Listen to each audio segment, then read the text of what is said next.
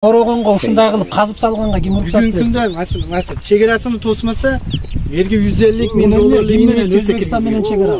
Ким менен чегара? Казакстан менен. Айлөкмөт менен чегара. Айлөкмөт менен чегарада жерди казып салууга ким уруксат берди? Жерге кыртышка эч кимдин кол салууга акысы жок. Бул Кыргыз Республикасынын жери. Бул мына зам Айлөкмөттүн дагы жери эмес. Бул Алиянаровдун дагы жери эмес. Бул Кыргыз Республикасынын жери. Акыры жерди мен бөлүп өзүм бердим мен. Oğlum karşılığım yok. Dağı bölgende özün böldün. Ha? Dağı bölgende Dağı özüm böldüm ben. Ya siz nege bölüp beresiz? Sizdin kандай hukugunuz var? Жерди bölüp berip. Ya buna budaydı. O budaydı savaşlagan. Buraya git ketken. Doğru mu? Түшүнүктүү. Туганым, сен H2 onu билбегенден кийин анан биология жөнүндө, ферула жөнүндө сүйлөп öyle koy. Болду. Макулбу? Yaman gördüm, yaşı gördüm, saracak kuyu başkaldı. 5 yol, 10 yol geldiler. Cennet durumu. Ki o ayıp özüngörde bolgon. Otur endi. Oşonu men sana aytdığına koy. Berse berip, berese çok. Yok oşo berbegenlerdi özüngör balıp geldi bizge. Hükümetka nemege naloka berбейсиңер mınamı. İlgisi gelse. Ya bu zaten tekine berdik biz.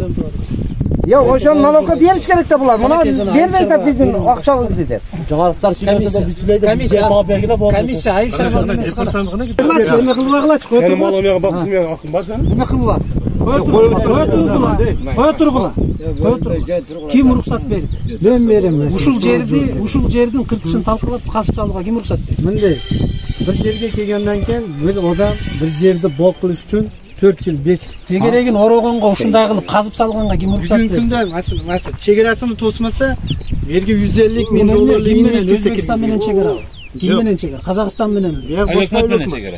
Жок, Айлөкмөт менен чегарада жерди казып салууга ким уруксат берди?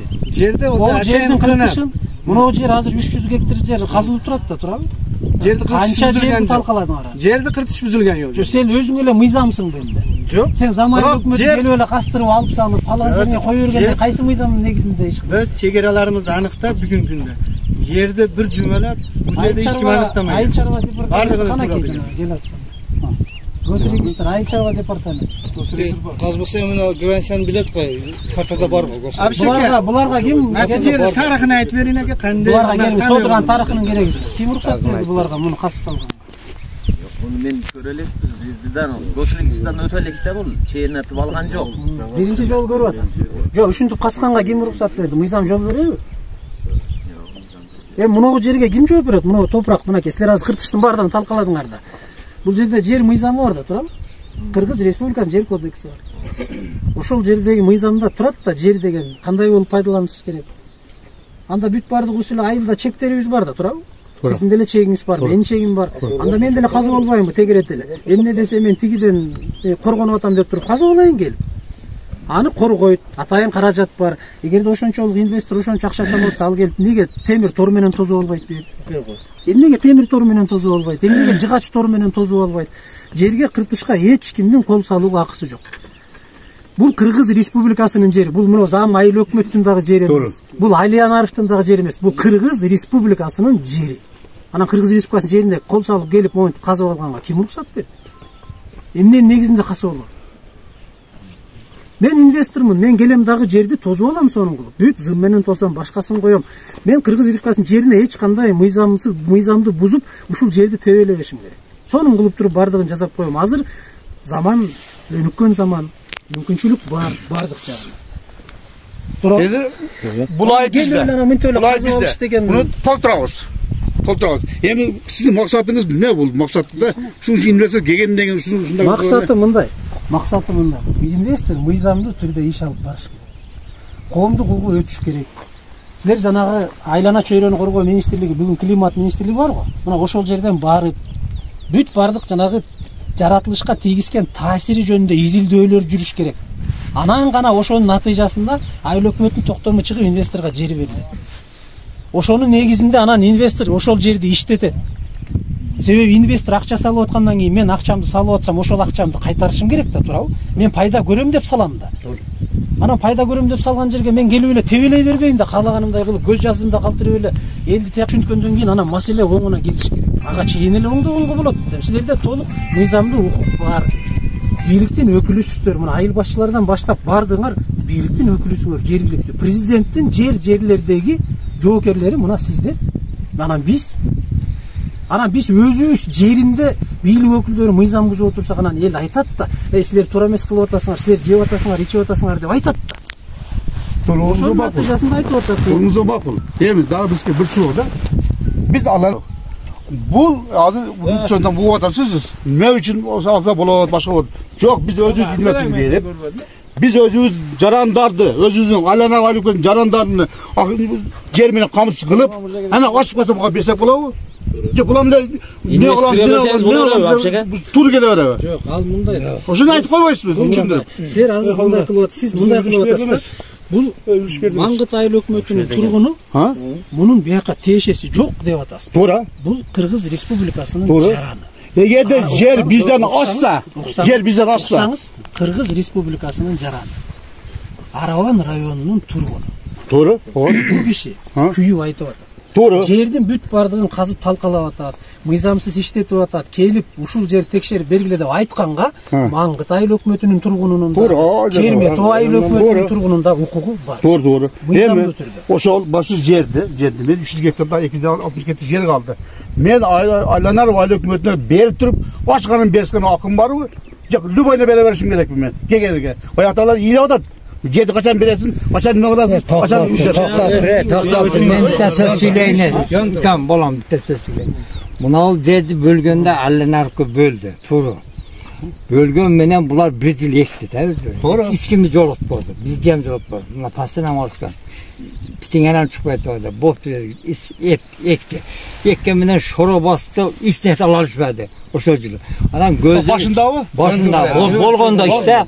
Анан кийин айра кургандан кийин анан кийин бизге ким келет берген? Өздөрүнөн ham келишти мына.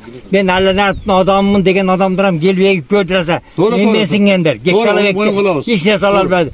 Келген расходунан төлөй алышпады. Анан кийин мына жерде биз турабыз эми, малыбыздан чыгат, булардан калган жейт примерен. Biz gelgenden gün biz aldık anan gün. Tuğra aytat. Hiç kim almadı bunu. Bunu gel var böyle deyip жазып kağız kılıp şuttup ağla dedi aldık. Tur bunu aytkenam turu. 1 gektir bolsa ham aldık. Men расходum kötөрүшүм керекtir баягы sen kende. Ektimele bol bolsa ham boptur dedim. Akımı töledim. 3 gektir alsam alım жетишинче kıldım. 3 gektir algam ben 2 gektir etsem de 1 gektir kesesem 2 gektirden tölep attım. Birok çöp çıksa çıkmasa yok. Tölep attım. Zato biz bu narsada ana birimizi görüp barımız gelip aldık bu жерди. Жерди жер кылдык мындайынча айтканда. Туурабы? Тикендери болобу, шорочбой, эгип жүрүп шелет адам кылып, эл пайдаланып Кыргызстандын эли ким болсо бир. Шунчалык кылып койдук эле барыбыз эгип аттык жерге будайды. 1 тонна алабыз, 100 тонна алабыз, эл ичинде элди өкмөт камдаган өзүбүз камдадык да, туурабы? Даяр кылганыбыздан кийин энди келип, майли мына Алланардын эли eksen jelişulardık eken. Birok başka bir adam gelip егіп ататты bu yerde. Biz bir ele ol emez. Dağım yerge girgize koyup aytatты. Mal eken de o gelet ekenler. Kanda sökkü bolda, duruş bolda, jaş bolda, vurup atat. Oşoğa biz açınıp atabız da. Tura biz жерди жер кылып даярдап койсоң эми келип алма. Bayıklık ile biri gelip üstemlik ile verse bu kanday degen. Bu jaylı budan mayli bunu Allanar ekse nege vap ketkenden keyin orduna biz mal baksagan bola beret da tuura. Adam geçirdi. O biz karşılığımız yok. Ha bular gelip alıp eneden keyin gelip alıp kayakta ile biri gelip alıp eneden keyin üstemlik kılıp atat. Bular şunday bolup atat. Siz kampanyanın ökülüsüzbü? Yok men ökülü emesin. Ofitsialдуу түрдө Ben uğup durum. Birinci men aldangan jigitmin. Aldangan adammın. Aldanganmın ben. Kimge? Şu kampanyaya da. Ben onu çalışan maksatlı. Ben Nasıl kampanya kaldınız? Stolun деген kampanya. Ha, o stol ne vaktimler. Birinci başlagana men başçı bolup koyasın degen. Başçı bolup. Kampanya sizdi gelip başçı kılam dedi. Onda koygan. Oturalım başlayan jegemin, başka yalgamın. Жазга барганда берет дегенде мен ойундан чыгарып кетти. Men uyaldım. Jalal sen ne mындай койдуң дешке uyaldım men. Tek koydum men. Акыры жерди мен bölüp özüm berdim men. Ага мен каршылыгым yok. Дагы бөлгөндө өзүң бөлдүң. Ha? Дагы бөлгөндө Дагы özüm böldüm men. Ja siz неге bölüp beresiz? Sizdin kандай укугуңуз бар жерди bölüp берүүгө? Men ошо жерде билесиz, ошо жерде бригада болуп иштегенмин. Ошо жерди билесиz, ошо таанятым билесиz, онда дегенден келдим. Караштуулугун карап берген. Ha, карап берген. Мыйзамдуулугун карадым, башка кылып бердим мен. Ошол. Мурда булар айтқан тура болмайт экен, тууру. Burada 95-жылдар, 90-жылдары жер берилген. Жер берилген. Жерлер кысылган. Bu aksakalım gelip елеп алған, bu aksakalım gelip елеп алышкан. Bizden hiç kim çıkan emez. Ertege Düşündüm. Ben düşündüm. Siz sağlık hizmetinizin başçısınız. Hayırlı Hükmet. Sağlıkты 21 жылды качан жаптыңыздар? 21 жылды качан жаптыңыздар? Кайсы айда? Толук жаап бүттүңүздөр. Ноябрдын акырында болсо керек. Декабрга жетишке жокпуз да. Декабрга жетпейт туурабы? Өзү мыйзам боюнча декабрга жетпейт.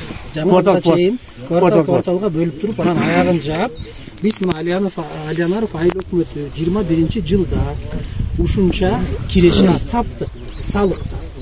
Ошодон мынча чыгаша буга кетти деп анан 2022 жылга прогноз кыласыздар, туурабы? Айыл Өкмөт башчысы, салык кызматы бардык отуруп алып, депутаттарга салып мына мындай кылалы деп бөлөсүздөр, Эми мына ноябрь, декабрды кошуп жаап салалы 2021 жыл. Январь, февраль, март 2022 жылдын 1 кварталы жабылды. 2022 жылдын 13 апрелинде булар 150 000 сом ижара акысын төлөдүк деп кагаз берип атат. Бирок аны сиз да билбейсиз. Моюнга алыңыз. Өзүңүз билбейсиз, сиз көргөн эмессиз. Сизге зам Айыл Өкмөт айтып атат. Туура. Ошол 150-нү төлөдү деп туурабы? Туура. Эми сиз салык башчысы катары Айыл Өкмөттүн 300 гектар жерди тим бойло жакшы билет экенсиз. Кимге кеткенин, кандай кеткенин, булар иштетип атканынын бүт бардыгын. Анан эмне үчүн ноябрда кызыгып койгон жоксуз? Кызыктым. Айланайым, муногу Стоун деген компания 150 000 бизге төкпөй койду. Кана деп туруп кат жазып, эмне үчүн Айыл Өкмөт башчысына берген жоксуз? Эмне үчүн компанияга берген жоксуз? Шеф мындай болду. Муну Мамыржанга Озек айттым, Жалал Нурбаевга айттым. Жалал Нурбаев, сени баягы компанияң келип айтат, акчасын берип айтат. Бул кандай болду? Жанбек Паязов болобу? Ошого айттым. Оят, эртең уятып коюн. Ал ким Паязов? Ортомсу билем кандай экенин. Мен бул жер акча жепкен жерим жок. Башкалган жерим жок. Просто ошого жардам берип коюшу мамлекеттин Айыл Өкмөттүн эмеси өссүн, бюджет өссүн. Ушундай аяктан чыгышы керек. Кандай деген эле ойдомун мен. Мисалы, бирок сиз ал акчаны чындыгында апрелде келип түштү, туурабы? Эчтеке кылган жоксуңар. Кагаз жүзүндө эч жерге жазылган жок. Сиз телефон менен айттым. Нурбаевга айтып атасыз. Жалалга. Жалал ким? Сиз телефон менен чыгып айткандай. Ал эмне Айыл Өкмөт башчысы? Жок, инвестор ошолуп келген да. Ошол Айыл Өкмөт болуп турган убакта келген инвестор. Ошол тааныйт да бирөө. Бүгүн ал эч ким эмес бул жерде. Ал Кыргыз Республикасынын жогорку кеңешинин депутаты болду. Бүгүн Айыл Өкмөт башчысы мына официалдуу. Айыл Өкмөт башчысы. Сиз Айыл Өкмөттө бул кишинин кызматкерисиз. Туура. Бул кишиге кайрылып жазышыңыз керек эле. Урматтуу, атыңыз ким эле? Кадыров Мамиржан Азизжанович. Мамиржан Азизжанович. Мына ушундай ишкер бар эле. Убагында Айыл Өкмөт башчысы ошол Жалалидин Нурбаев аркылуу келген. Азыр бүгүнкү күндө мына биз жылды жаап атабыз. 150 000 сом ижара акысын айлык төккөн жок. 210 000 сом меморандум боюнча, келишим боюнча айыл элине жардам бериш керек эле соцпакет катары 210 000 сомду. 210 000 сомдун 2 тыйын 10 2 сом 10 тыйыны дагы бүгүн төгүлгөн жок. Мына ушул иш эмеге чара көрүп берүүңүздү өтүнөм. Эртең мени күнөөлөп калбагыла. Мен аксакал башым менен силердин алдыңарда башымды салып калбайм бир 400 000 сом үчүн деп. Сиз өзүңүздөн жоопкерчиликти алып туруп катты коюп койсоңуз, азыр мен келип сизден сураганда айтат элеңиз. Туура. Урматтуу губернатордун орун басары, мына татым деп берип өтүн. Бүгүн кагаз сүйлөгөн заман. Туура. Телефон менен айттык, тигиге айттык, буга айттык деген нерсе болбойт. Мен бир дагы жерден официалдуу окуган жокмун. Нурбаев тиги Жалалидин ушул компаниянын өкүлү же болбосо ушул компанияда иштейт же ушул компаниянын ортомчусу деген кайсы кагазды көрсөтөсүз? Ортомчусу эмес бул. Ушу алып келген. Ошол Айыл Өкмөт башчысы болду, алып келген. Ал Айыл Өкмөттөн кетти. Болду. Ал Айыл Өкмөттөн кетти. Болду. Бүттү. Бул жердеги Айыл Өкмөттүн жашоосу эми мына Айыл Өкмөттүн башчысы бул киши. Калган окуянын бардыгына Айыл Өкмөт башчысы катары бул киши жооп берет. Мына райондун жетекчилери турат. Эми мынагы жерди касаардан мурда мына зам Айыл Өкмөт айтып атпайбы, чыгылда пасып коет ана чегара кылат деп. Мынагы жерди касаардан мурда туура бизде уну. Райондун жетекчилеринин бардыгын чогултат. Атайын департаменттери бар, айыл чарба башкармалыгы, айлана чөйрөнү коргоо башкармалыгы, бүт бардыгынан уруксат алынат. Ушул жерди момундай кылып казып койсок болобу? Биз жер кыртышын бузуп алсак кандай болот? Ушуга кандай айып болот? Эртең башка деген маселени коет. Анан ошолордон уруксат кагаз болсо бул жер казылат. Анан монтип касып коюш деген эми уят. Аяктарды көрсөңүз болот. Бул уят. Азыр ошо үстүнө чейин чыгабыз. Маселе Бул жерде. Маселе. Бирөөнүн артынан түшүп, бирөөнүн бир кемчилигин издөө эмес. Элдин көйгөйүн чечип бериш. Биздин негизги милдет ушул. Президент койгон тапшырма дагы ушул. Элдин, жергиликтүү элдин көйгөйүн жеринде чечкиле. Жогору жака жибере бербегиле. Эл байкуш бияктан бийлик иштебей жатат деп, тияка келе бербесин жогору жака. Силер иштегиле, кыймылдагыла, көчүңөрдү көтөргүлө деп атат президент. Креслода отура бербегиле, чыккыла.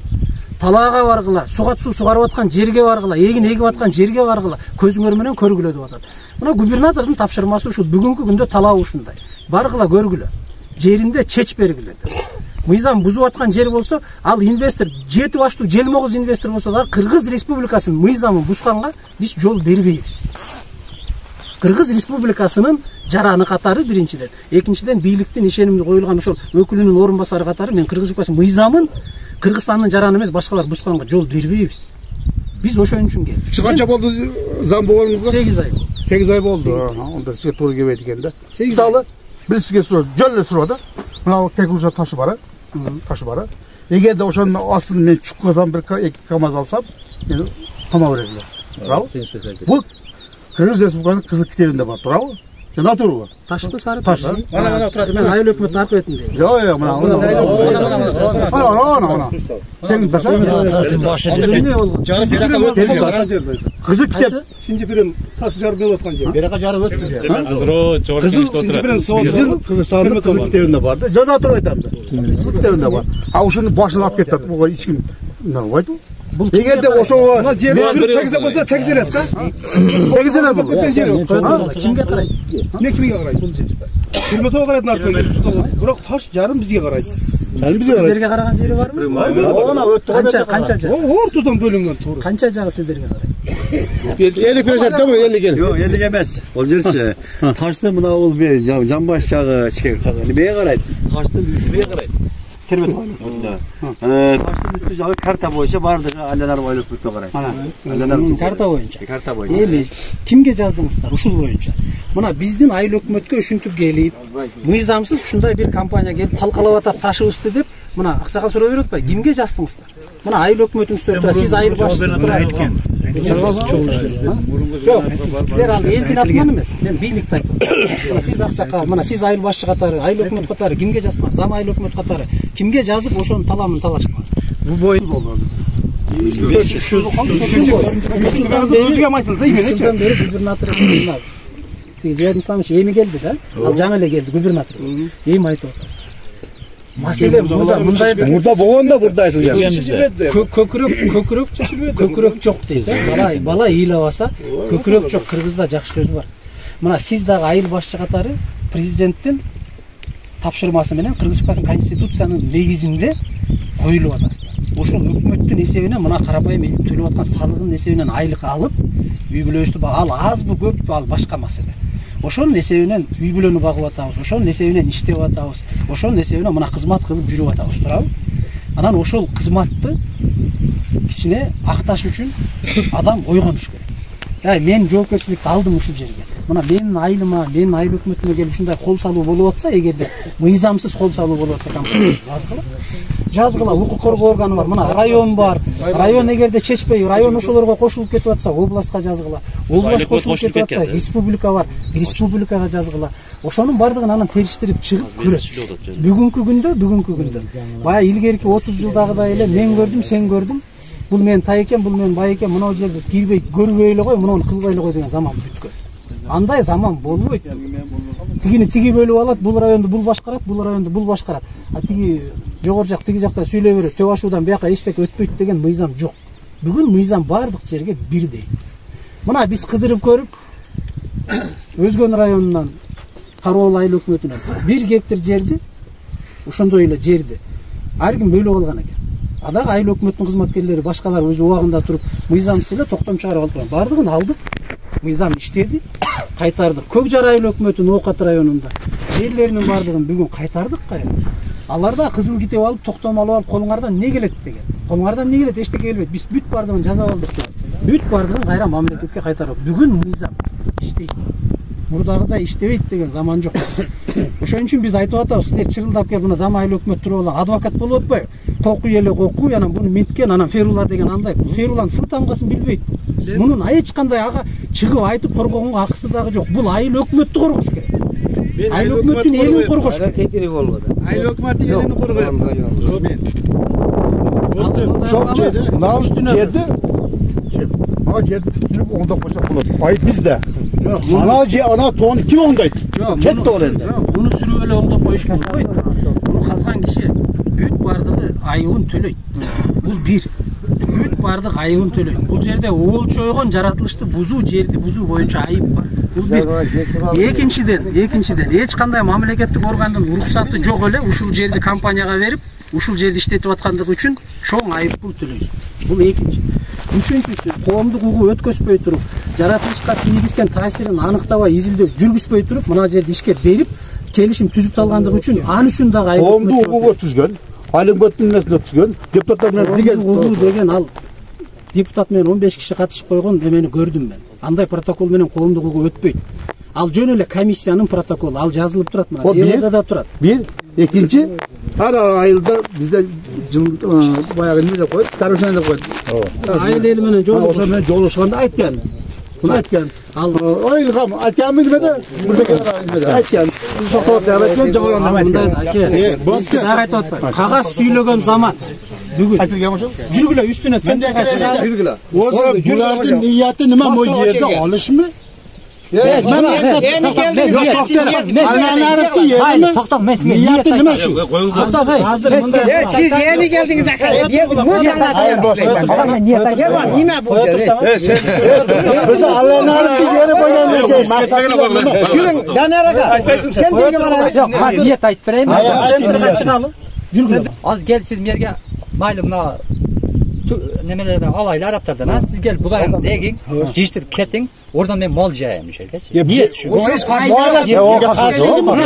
Yemden qarap. Az sizler az devlet aytasınlar. Alanardın jeri. Mına Mahmut Nikto'da otasınlar. Akşamdan bir an tospayır kanıp geleceksin şerkeçler. Buna bölsek da.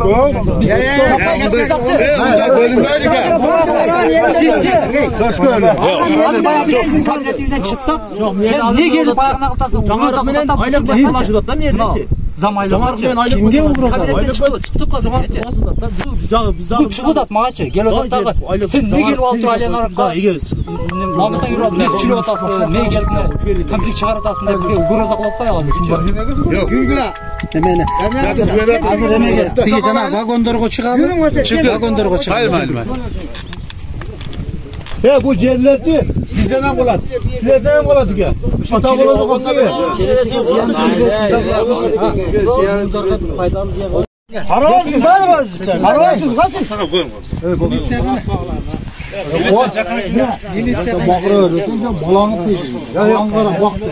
Buna kesenler okanı kaytardı. Ya ne bir yapsana? Ya buna budaydı. Bu budaydı savaşan. Buraya gitken duru mu? Yolda girer. Ya bana de. Ya alana gel. Ya budaydı yetmedeken. Ha? Anlattım bana. Müddetim atladı.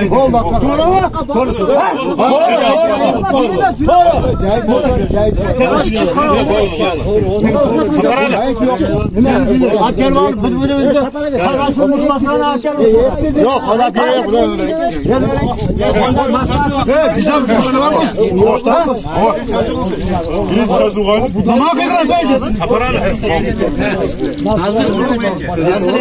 Hazır mınday. Koya turgula. Aksakal. Bol deyim, toxtam. Götürün ağzınıza gel. Bol jer kimdin jeri? Allah'ın adı aylık Ben sizden soragan жоқ. Ben sizden soragan жоқ. Kimdin jeri aylık ötür? Bu Alanarov aylık jeri. Jeri. Мынау жердің категориясы эмне деп аталат? Ушул жердің категориясы. Кайры чарба багытындагы жер, кайры чарба багытындагы кайракы жер. Туурабы? Ким уруксат берди мынау үйлөрдү коюп, мынау кышы менен от жагып, гүлдөрдү таштап, моунун бардыгын жасаганга, контейнерди алып келип орнотконго кимден уруксат алдыңар? Канаке, мамлекеттик органдардын уруксаты гана. Муну силер жердин категориясын бузуп атпайсыңар. Мына мыйзам бузуу каерден башталган? Силердин бул жерге алып келип контейнер койгонго, башка кылганга, даараткананы орнотконго бир дагы мыйзам боюнча акыңыздар жок. Бул жер айыл чарба багытындагы кайракы жер. Мыйзам боюнча. Силер жердин категориясын өзгөртүп салып атпайсыңар. Биз эмнеге чырылдап атабыз? Бардыгын мыйзамдаштырып коюп алып, анан кийин жазаш керек деп атат. Мынагылар эмнеге коюлган контейнер? Bu yerda odamlar yatağız. Ha, içinde. Adam var mı azımadı ki? Yok. Kalıp kalan. Çocuk dedek bir yerde. Aynı çocuğun. Demek çocuğumuzdan da yerdim alıp buğday diye yukarı. Bütün yaktan yer var. Evet, onun kalkın askerliği askerler aldı. Para oldu.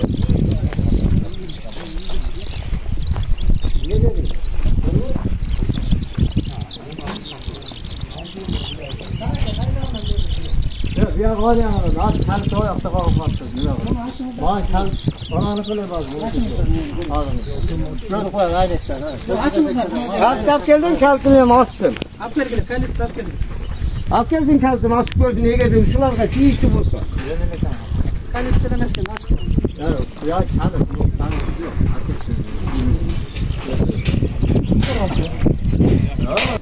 Mına kuhnyası, su çıqqanı bardığı menen turат. Yemi kudurlu. Бул комнатасында дагы Bu yemi kudurlu adat bu. Bu yerде адам жашайт.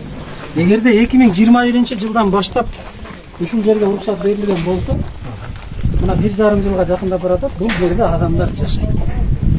Кадимкидей. Бирок ким жашайт, кантип жашайт, райондук ички иштер бөлүмүндө барбы каттоодо? Канаке эме? Проводун ким старший бар? Жегишкен? Artık bir de özde. Sizge mesele yok. Oşala koşaktı baydı.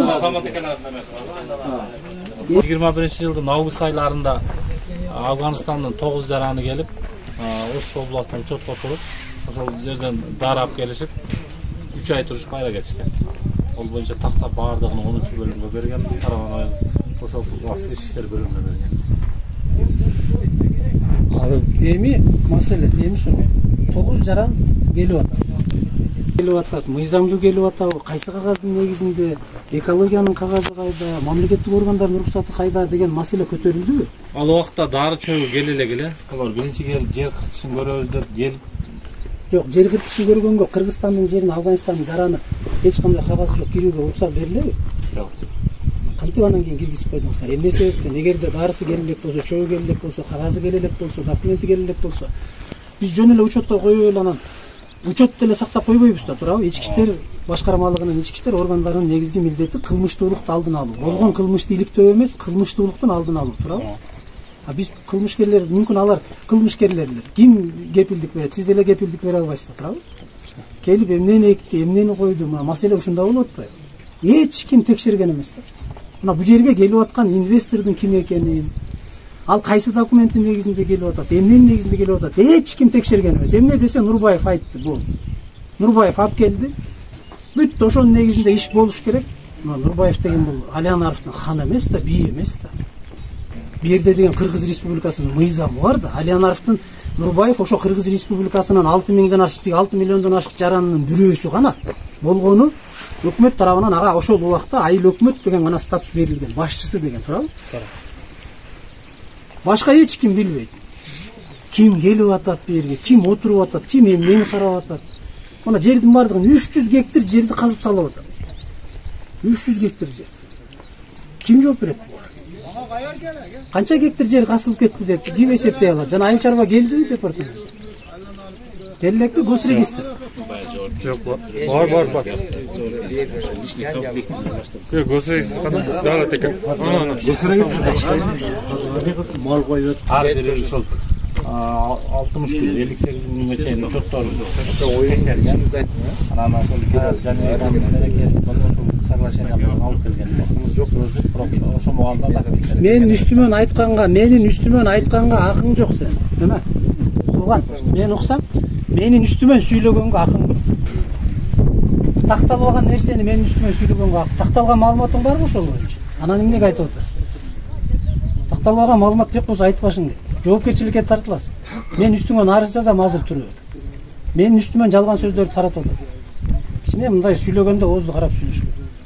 Жогорку кеңеш анан жогорку кеңешти койгула, мына жердеги маселени чечеличи. Маселе ушунда турганда. Мына жергиликтүү бийлик өкүлдөрү ар бирибиз турабыз. Ар бирибизге президент тарабынан берилген милдеттер бар, жүктөлгөн милдеттер бар. Биз ошону аткарышыбыз керек. Авир менен болгон эле ошол авир менен аткаралы келгиле. Мыйзам иштесин Кыргызстан. Баягыдай өзүм билемдик тайке тагам анан бул билет тиги билет деп бөлүп алмай жок. Бирге иштесин деген талапты коюп атат. Ошонун негизинде эле келип атабыз. А бул жерге мен сизге дагы айтып коеюн. Нурбаевпу, Гүлбаевпу, ал Эшматпу, мага кызыкчылыгы жок. Мага ысык суугу жок. Кыргыз Республикасы мыйзам иштей турган жерде мен келем ошол жерге отурам. Бузулуп аткан жерине мен келем отурам. Түшүндүм. Бир мыйзамдуу түрдө бүт бардык нерсе мыйзамдуу түрдө иштеш керек. Тим более чет өлкөдөн келип аткан жаран ал милициянын тыкыр көзөмөлүндө болуш керек.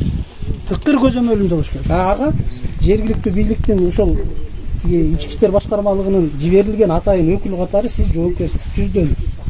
Ким келип атат, кантип атат, эмне кылып атат? Мына жерге келсеңиз деле сиздин сураганга укугуңуз бар. Келип туруп, могу контейнерди ким койду? Эмненин негизинде койду? Кайсы документтин негизинде? Кана бергилечи деп, кайсы документтин негизинде койдуңар? Ким уруксат берди деген неме бар? Архитектура келди. Уруксат барбы мына нерсе? Туурабы? Мыйзам бузулуп атабы? Группа түрүндө бузулуп атабы? Бул мындай алганда өзүмдү билем, өтүрүмдү төргөй илем.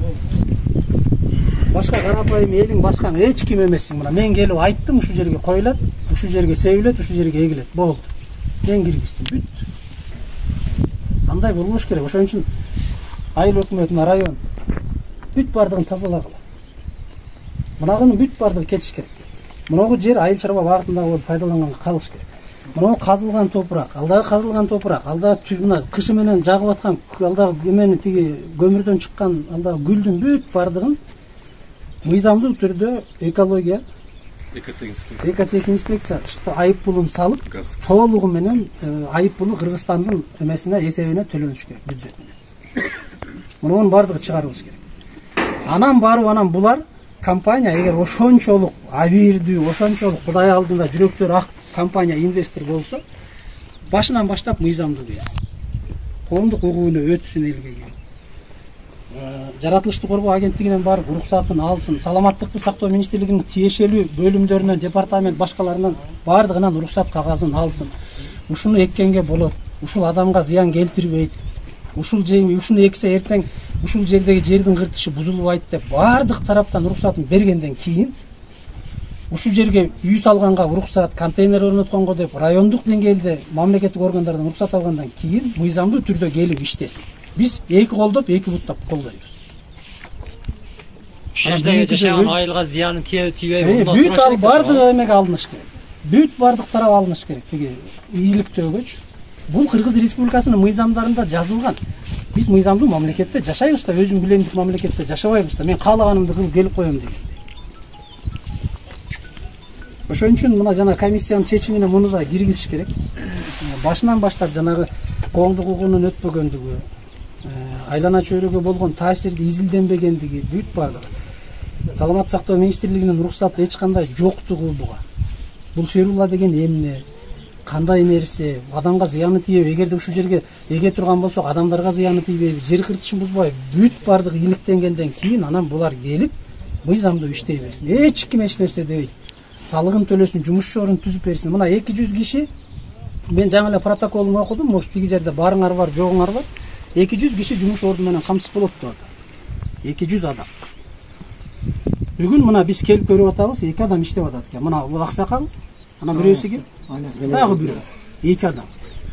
Бирөөсү айтып атат, 200 киши булар бутуна тургандан кийин анан 200 киши иштейт деп айтылган. Каерде жазылып турат ошол келишимдин кана жана замайлуу. Келишимдин кайрында жазылып турат ошол 2 жылдан кийин, же 3 жылдан кийин, же 4 жылдан кийин булар бутуна тургандан кийин анан 200 киши камсыз болот деп кайрында жазылып турат. Ферула өсүмдүгү 3 жыл 4 жылда өсүп чыкат. Ошондо 200-300 адам ошону жыйынтырган. H2 оны чечмелеп берчи. Сен ферула эле ферул, сен экологсуң. Ферула ошондо. Биологсуң. H2 оны чечмелеп берчи мага. Ошонун структурасын чечмелеп берчи, анан мен сага ишенейин, ферула 4 жылда өсөт дегениңе.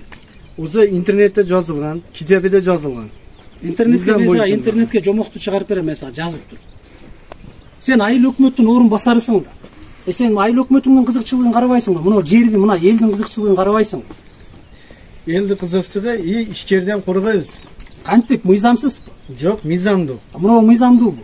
Мыйзамдуу коргойбуз. Эndi буну мыйзамдуу кетишти. Мына ошерге орнатып кетишти. Бирок эndi буну түшүнүктүү. Тууганым, сен H2O'ну билбегенден кийин анан биология жөнүндө, ферула жөнүндө сүйлөбөйлү кой, болду.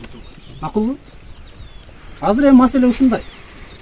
Мына ар ким келип алып ар кандай сөз айтып атпайбы? Тиги типтир, анан кийин тиги Нурбаевка барып эрегишип атат, антип атат, мынтип атат экен. Мен эч кандай эрегишим да, мен ал кишини тааныбайм да. Көргөм, айыл өкмөт болуп иштеп жүргөндө бир жолу көргөм. Мынтип бет маңдай отурганбыз. Башка эч нерсе болгон. Мен ага аласам да жок, бересем да. Кызыкчылыгым дагы жок. Биз Ош облусундагы элдин кызыкчылыгын коргойбуз деп келгенбиз. Мен ошонун натыйжасында губернатордун тапшырмасы менен келдим. Ушул териштирүүнү жүргүзүп атабыз. Териштирүүнүн жүрүшүндө мына мыйзам бузуулардын бардыгын көрүп атасыңар. Архитектура. Бүт демеңерди жыйынтыгына чечимдердин бардыгын чыгаргыла. Айыл чарба райондук департамент. Мынагыл жердин толугу менен канча гектар касылган, канча топурак кетти, эмне болду, жер кыртышы кандай болуп бузулду, бүт аныктап туруп, анан эмеге жөнөтсүн. Айыл чарба министрлигинин департаментине. Толук айыппулдардын бардыгын төлөш керек булар. Андан кийин гана иш алып барат.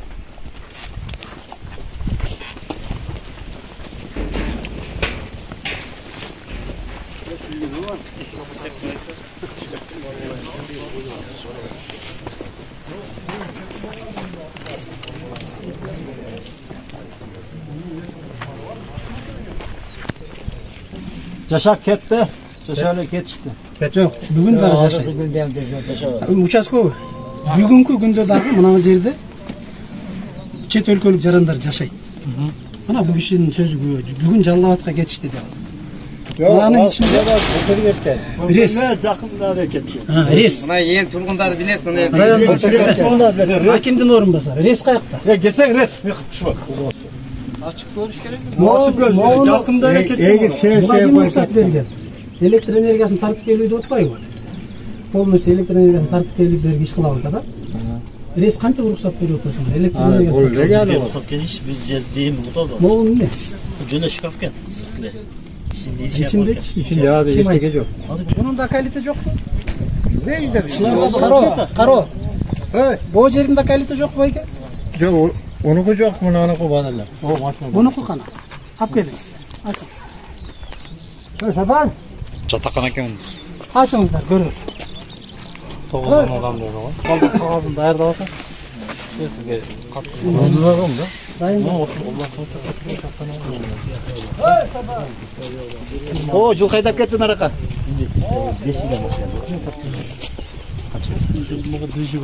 Пайдаланылбаган жерди, жөн эле жаткан жерди деп берип атат. А бул кишилер деген бул жерди өздөштүрдү да. Biz bu жерди ташын терди, бар жолун терди, даража келтирдик мына. Анан иштет. Эми бүгүн деле мына 600 сомдон берип койсок. Берсин 600 сом. 150 миңден көп акчаны биз эме элмене ар бир адамга өлчөп берсин. Анан ошондо эл дагы өзүн өзү багып атпайбы, үй бүлөнү, туурабы? Ооба да. Үй бүлөсүн багып, үй бүлө багылат, чарбаларыбыз багылат бул жерде. 100 сомдон алабыз атат. Бере аласыңбы? Жерди мисалы арендага, мынакей аренда. Мына 10 гектар берсин, мен 600 десе 600 сомдон төлөп берем деп атат. Мына төлөп берем, мына төлөп берем. Мисалы, мына төлөп берем дейт. Мисалы, биз берсек 150 миң сомдон дагы көп акча түшүп атпайбы жылына, туурабы? Анан биз булардын бу киши жерексе, бу кишинин 5 баласы бар, бу кишинин 3 баласы бар, бу кишинин 10 баласы бар. Биз кыргыз жарандары үй бүлөнү багып атпайбызбы? Ошондо биз менин жерим, сенин жериң болуп кырылышпай эле. Мынантип мыйзам бузуп бардыгын каспай эле, мынантип талкалабай эле. Кыргыз жарандарына берип, кыргыз жарандары менен багып атпайбыз. Ошонун максаты места биз менен келип 500 берип алабыз. Инвестор кыргыз жарандарына, кыргыз жерине көбүрөөк пайда алып келсе, бу жердеги жарандарга караганда анда пайда. Бул сонун пайда, ага рахмат айтышыбыз керек. Бирок андай болбогондон кийин анда инвесторду кармай эмне кереги бар? 1 жылдык арендасын жарым жылга кечиктирип, ана сөз болуп эртең келет экен кокуй дегенде чуркап келип төгө койгондун кимге кереги бар? Меморандумда келишкен 210 миң сом соц пакетин төкпөгөндүгүнүн кимге кереги бар? Анда ал инвестордун кимге кереги бар? Эл пайдасын көрбөсө. Мына бу киши айлык алат экен, тиги киши Сапар деген аке. Ал айлык алат экен, бүттү 2 киши. А биз канча кишини багып атабыз, мисалы? Анда деген айыл өкмөт силер айыл өкмөт чыгып туруп, анда бул маселени көтөрүшүңөр керек.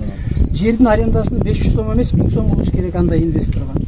болот эми мына жат болсо Ең соңғы туруп көтөрүш керек. Муну көрө өзүбүздүн Жанагы соц пакетти 210 миң эмес, андан дагы өйдө көтөрүш керек, чыгып сүйлөшүш керек. Анан кийин барып анан иш болот. Алматы чыккан. Бул айыл чарба департамент орун басары. Кандайсыз? Мына жердин казылганын көрдүңүз да. Азыр көрдүм. Бүгүн көрдүм. Канча болду иштегениңизге? 40 yıl болду. 40 жыл экен. 40 жыл болду. Алар жакшы тани. Туура. Анан эми таанып айтып, сен биринчи жолу көрдүм. Бул киши 40 жыл иштесе өзүнүн мыйзамдуу аткара турган эмеси бар. Бүгүнкү күндө мыйзамдуу жердин бардыгын казып туруп, монун жер кытышын талкалап. Бул биринчи көрүшүм. Туурусу. Мен сиздин көрүшүңүздү Тууралашы неправильно туура. Мыйзам бузулуп атабы? Кыргыз Республиканын жер кодекси бузулуп атабы? Бул туура. Жер пайдалануу мыйзамы бузулуп атабы? Бузулуп атат. Лекин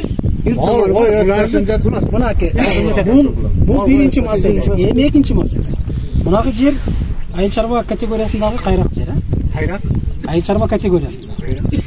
Мындай нерсени салганга мыйзамдуубу?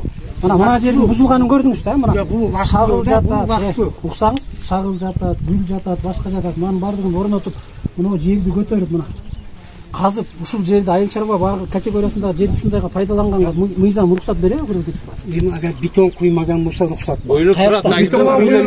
Бетону жок эле, вактылуу бетону жок эле, бетону жок эле, бузганга уруксатпы категория? Бузулуш эч канча бузулган жок да. Бетондан коюп боло, бетондан куйган. Мына бузулган эмес. Жок. Бана питон болмай тайра. Кагаз үйүтөт. Туура чүнүн туздап койсо болот эми. Мунагы металлистин мыйзам жол береби? Эми бериш керек да. Жок, мыйзам жол береби? Бетон куйулмаган да. Бетон куйулганда болот. Азыр мына инвестор келди, а? Бу жерде 5-6 адамга ушунчалык болду. Эртең мөмө бергенден кийин, мөмө бергенден кийин ошончо Кыргызстан немеге камбагал болот? Сенге окшогон, менге окшогон инвесторлор келип диктатура сизге. Азыр мөмө берелек ушунча болот, а? Мөмө берип адамдар иштегенде буда хужа музыр болот да, сиз түшүнсөңүз бу десе. Мөмө берет. Кыргызстан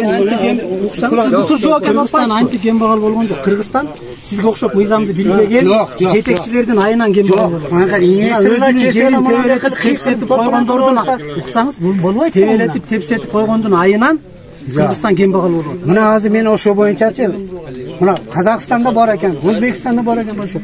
Сен умне экен. Канаке кагаз. Кана кагаз. Кагаз жок, мен азыр мен ушул сиз кимсиз, кагазыңыз жок айта турган. Эми азыр Казакстан, Өзбекстанды тимеле койгулачы? Ким билет? Биздин өзүбүздүн араундуу маселесин чечели айнанай. Мына сакалар көйлөп койду, нетип койду, бирөөлөр эле асылар бас. Бул эми туура келбей кетти.